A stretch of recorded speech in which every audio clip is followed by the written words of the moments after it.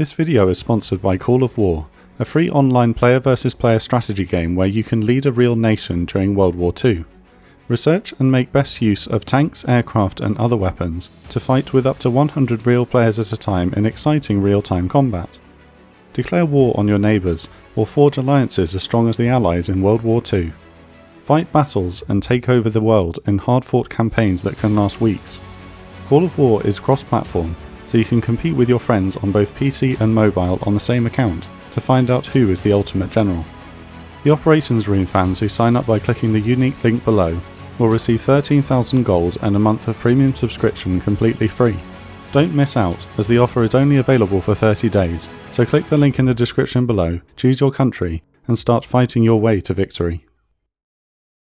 It's the 1st of May 1942, and sailing out of the foreboding Japanese naval bastion in the Central Pacific, Truk Lagoon, is a carrier striking force centered on the fleet carriers Shokaku and Zuikaku, escorted by a force of heavy cruisers and destroyers. They are the strike force of Task Force MO, and are sailing in conjunction with 4 more Japanese naval task forces as part of Operation MO. The ambitious and complex plan is to result in the seizure of Port Moresby on the south coast of the territory of Papa. Seizing Port Moresby will extend Japan's defensive perimeter even further into the South Pacific, provide Japanese aircraft an invaluable base from which to attack Allied supply lines to Australia, and to attack Australia itself.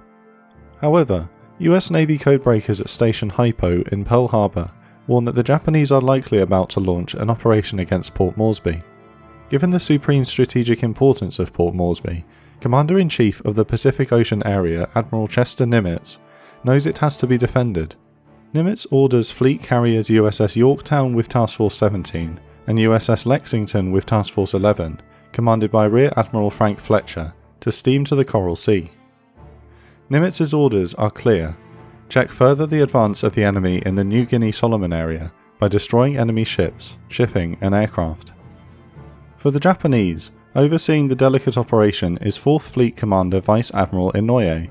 The forces under his command, Task Force MO, is widely dispersed over the region. The Tulagi invasion force will sail to the island of Tulagi, north of the soon-to-be famous island of Guadalcanal, and establish a seaplane base there on May the 3rd, facilitating long-range reconnaissance of the area. The Port Moresby invasion force is to sail toward the Louisiade archipelago, through the Jomard Pass and capture Port Moresby on May the 10th. Both invasion forces will be covered by the MO main force, comprised of the light carrier Shoho, escorted by heavy cruisers and a destroyer.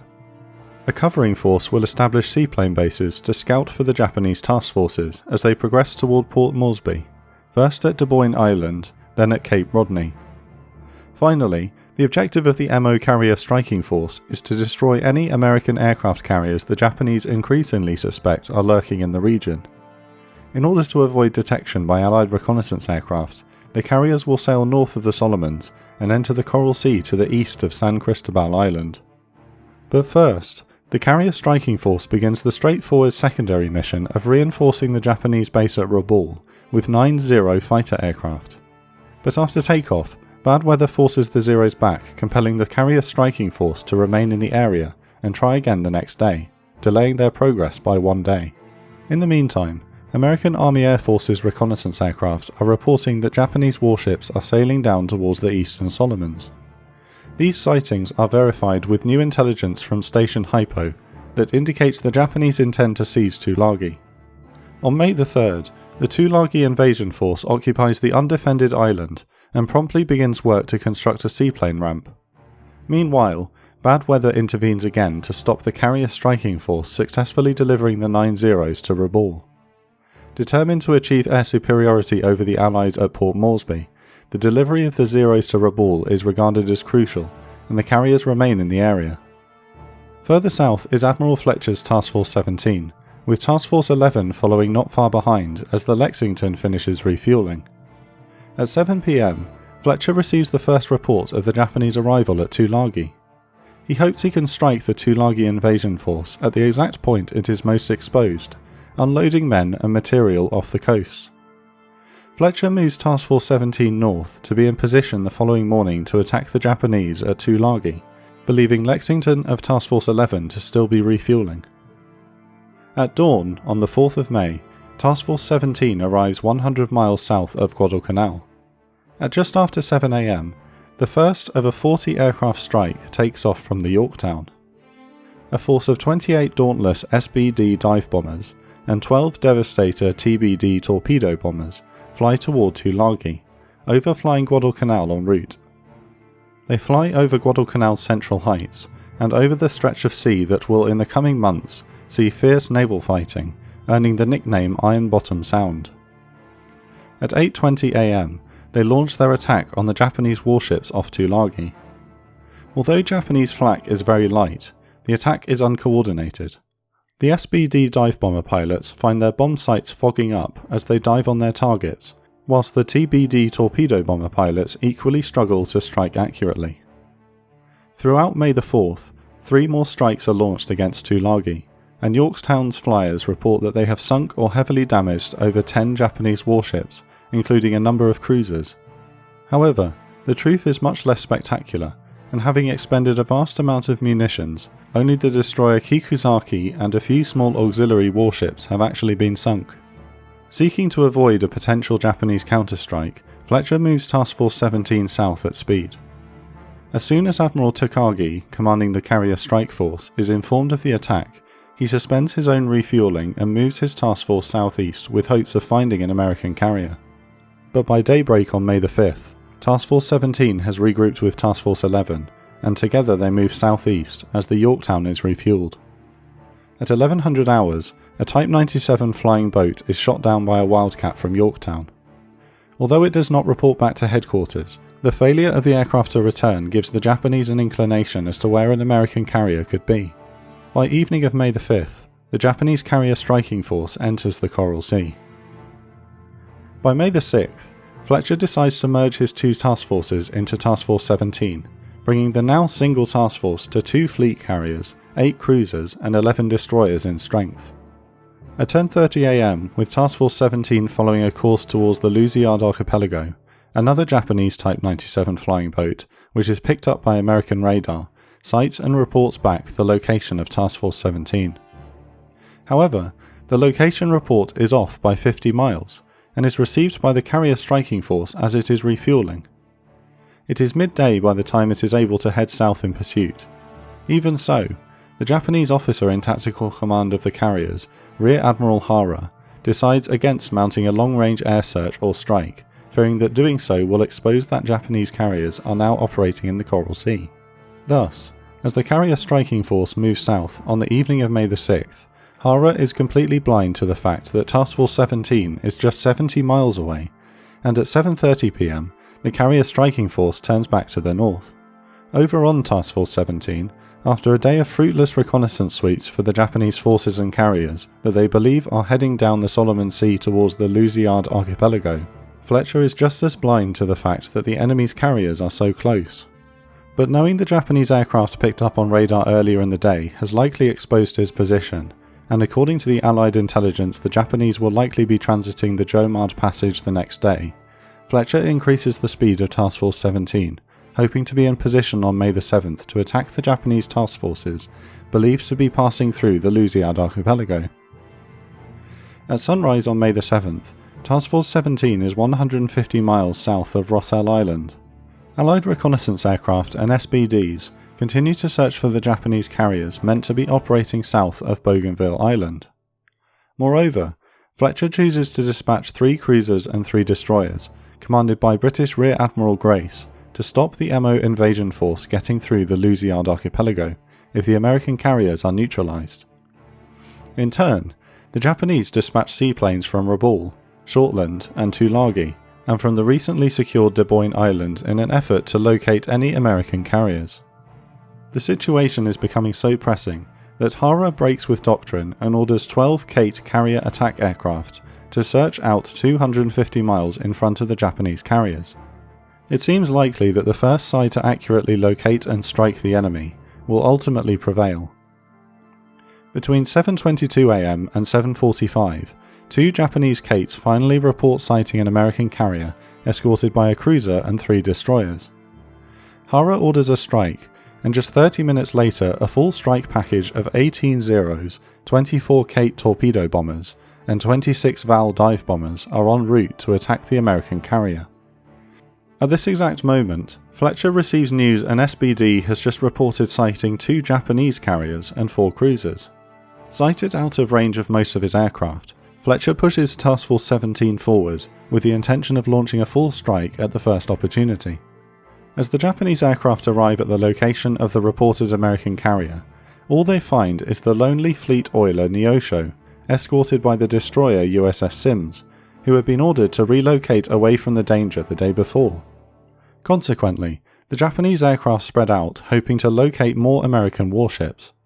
Even worse for the Japanese, a floatplane reports back to Hara that it has sighted an American carrier that is at this very moment launching a full strike. It has just caught sight of the 93 aircraft strong strike Task Force 17 has just launched, comprising 18 Wildcats, 53 SBDs and 22 TBDs. The Americans soon receive their own dose of confusion, as upon returning to Yorktown, the pilot who supposedly sighted the 2 Japanese carriers and 4 cruisers earlier denies that this was the report he transmitted, and that he actually only saw 2 cruisers and 2 destroyers. Only now does he realise his transmission was incorrectly coded. It dawns upon Fletcher that he has just sent his aircraft to attack a few unimportant Japanese warships.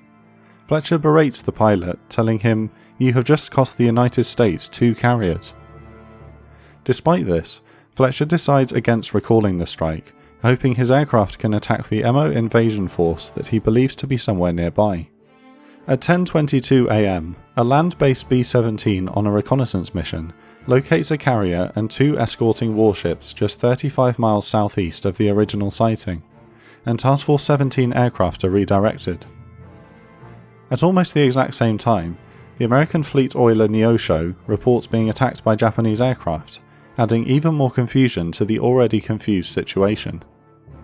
Fletcher, shocked, realises the Japanese carriers must be behind Task Force 17, albeit with their intention firmly in the wrong direction. With so many American aircraft patrolling the region, and now knowing that an American carrier force is nearby, Vice Admiral Inoue decides to turn the MO invasion force north, a course it will ultimately never return from. Adding to the potential danger, Rear Admiral Grace's Task Group 2 has been sighted south of the Jomard Passage. It must be eliminated before the Japanese can continue south. Near the Neosho and Sims, unable to find any more American warships, the Zeros and Kates depart the area, but the Vals remain to sink the oiler and her escort.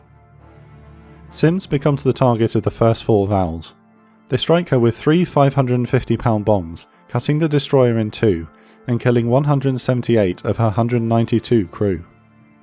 Neosho then becomes the focus of the remaining Vals, who smother her with 7 550-pound bombs, leaving only a third of her crew alive and the ship a flaming wreck. Even so, Neosho will somehow remain afloat for 4 more days, when on May the 11th an American destroyer finally rescues the remaining crew and scuttles the ship. As the Sims sinks and the Neosho burns, the American carrier aircraft get their first glimpse of a Japanese carrier in the distance. They have found the MO main force, including light carrier Shoho. The small carrier only has 3 fighters flying combat air patrol, a solitary Zero and 2 older Type 96 fighters. Spotting the approaching aircraft, Shoho's captain orders a sharp turn to port as SBDs from Lexington prepare their attack. 3 dive on the Shoho, but with the carrier turning sharply they all miss. A further 10 SBDs dive on the Shoho, but again all miss. Whilst Japanese anti-aircraft fire is proving ineffective, the lone Zero is able to shoot down an SBD pulling up from a dive. But Shoho's luck runs out, and the second group of Lexington's SBDs hit Shoho with 2 1,000-pound bombs. The explosions cause huge fires throughout her hangar deck. Now Lexington's TBDs begin their attack. Powering through a gap in the escorting cruisers, they press home with an anvil attack, striking the Shoho with 5 torpedoes. The impacts cause massive flooding and ensure that Shoho will sink. After the devastating attack by Lexington's aircraft, Yorktown's aircraft now arrive. Although Shoho is ablaze, flooding and clearly neutralised, nearly all of Yorktown's 25 SBDs attack the stricken carrier, scoring another 11 confirmed 1,000-pound bomb hits. Shoho comes to an abrupt halt. Unable to move, she is then attacked by Yorktown's TBDs, who hit her with up to 10 more torpedoes. Under such an overwhelming attack, Shoho is simply blown to pieces and disappears beneath the waves, taking 631 of her 834 crew with her. Although Yorktown's flyers should have attacked Shoho's escorting cruisers, Fletcher's flyers have done well, with the Shoho being the first Japanese carrier sunk in the war. As the Americans return to their carriers, bad weather sets in, and Fletcher decides against launching another strike as the day draws in. Southeast of the Jomard Passage, Rear Admiral Grace's detached task group is attacked from land-based Japanese aircraft based at Rabaul. First by 12 torpedo-armed G3M bombers, who launched their torpedoes too early, with 5 being shot down. Then 19 more attack from high altitude with bombs, and again all miss. Later they are even attacked by 3 US Army B-26 bombers, who again miss, leading Grace to comment, "Fortunately their bombing, like that of the Japanese a few minutes earlier, was disgraceful." With the destruction of Shoho, Admiral Inouye halts the advance of the MO invasion force for 2 days, judging the situation too risky to continue. For the Japanese, it is obvious from the number of aircraft used to sink the Shoho that 2 American carriers are active in the region. It is imperative that they are quickly eliminated if Operation MO is to succeed. The days leading up to this moment have been a classic example of the difficulties brought upon by the fog of war, human error and blind luck, with both sides desperately trying to seek out and destroy the other whilst remaining hidden themselves. Thus far, the Japanese have lost a light carrier, destroyer, and a few smaller warships, whilst the Americans have lost a fleet oiler and a destroyer. Yet both carrier forces are still as determined as ever to seek out and destroy one another, and a great clash is inevitable. Tomorrow, the 8th of May 1942, a brutal carrier battle will rage in the Coral Sea.